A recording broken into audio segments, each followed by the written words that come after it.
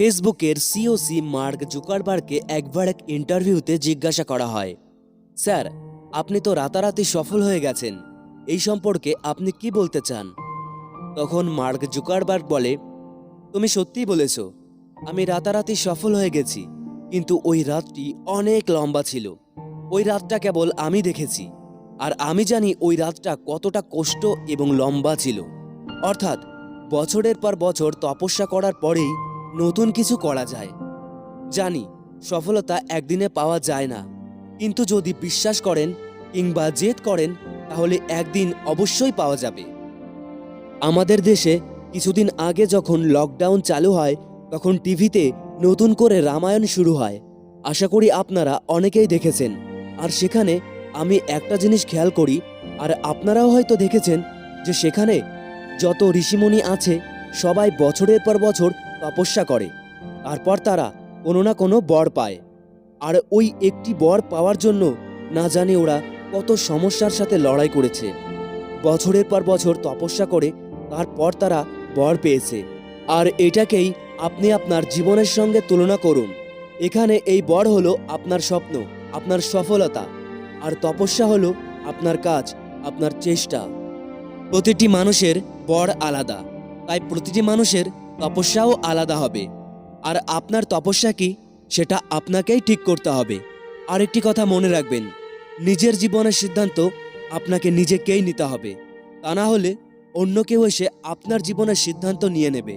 আর তখন আপনি চাইলেও না চাইলেও আপনার জীবন তার মতো করেই চলবে, আপনার মতো করে নয়।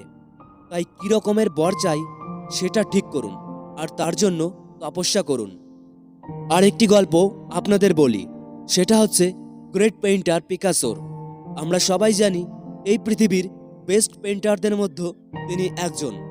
তিনি একদিন নিউ ইয়র্কের রাস্তায় ঘুরে বেড়াচ্ছিলেন। তখন একটি মেয়ে তাকে দেখে বলে, স্যার, আমি তো আপনাকে চিনি, আপনার নাম পিকাসো, তাই না?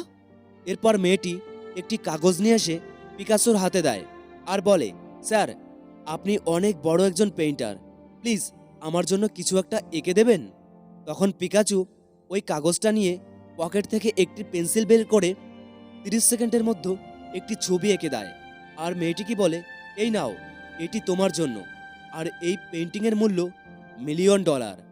এরপর মেয়েটি রাস্তায় যেতে যেতে ভাবে, স্যার তো আমাকে বোকা তৈরি করলেন, 30 সেকেন্ডের মধ্যে একটি পেন্টিং তৈরি করে দিয়ে বললেন নাকি এর দাম $1,000,000।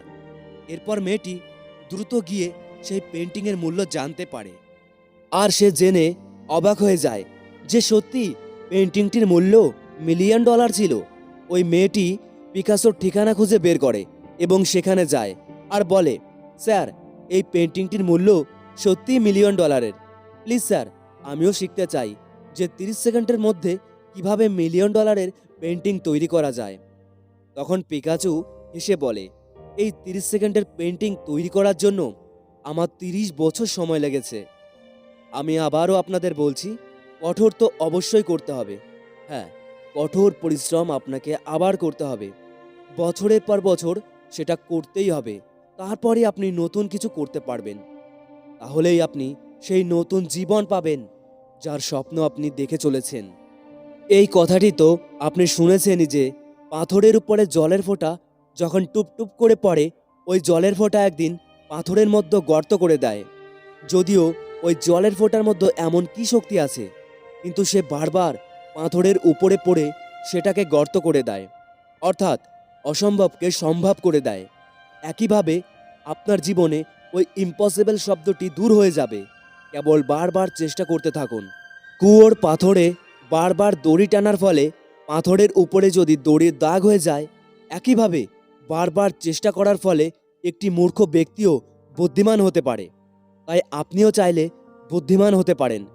আমি আপনাকে অনেকগুলো উদাহরণ দিলাম, আর এর পরেও যদি আপনি না বোঝেন তাহলে সেটা আপনার জীবন।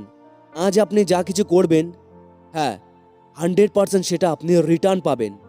সবশেষে এটুকুই বলবো, ভিডিওটি ভালো লাগলে একটি লাইক ও সাবস্ক্রাইব করতে ভুলবেন না। ভালো থাকবেন, সুস্থ থাকবেন।